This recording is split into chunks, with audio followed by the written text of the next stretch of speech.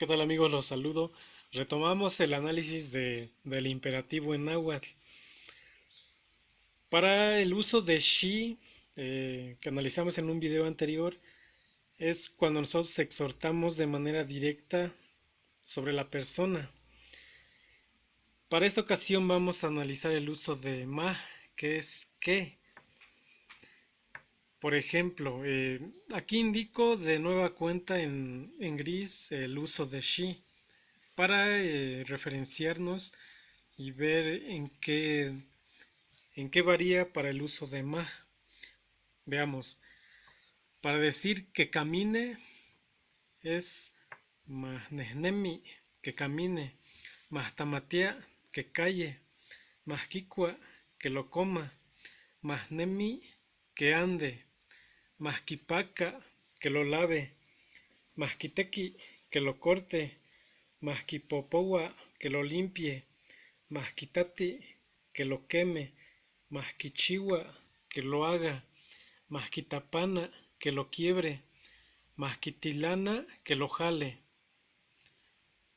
Leo en manera de lista: mahnehnemi, mahtamatia, mahkikua, mahnemi, mahkipaka, mahkiteki, mahkipopowa, mahkitati, mahkichiwa, mahkitapana, mahkitilana. Ahora bien, para el plural usamos ma y el postfijo can para indicar el plural. Ejemplo, que caminen diríamos manehnemican, que callen mahtamatiacan, que lo coman mahkicuacan, que anden mahnemican, que lo laven mahkipacan, que lo corten mahkiteican, que lo limpien mahkipopohuacan, que lo quemen mahkitatican, que lo hagan mahkichihuacan, que lo quiebren mahkitapanacan, que lo jalen mahkitilanacan.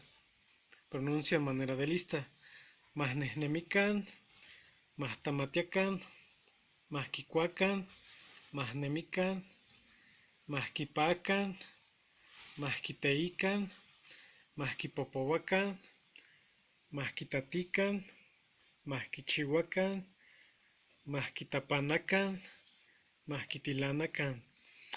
Aquí indico en gris claro dos verbos que es mahkipacan y mahkiteican.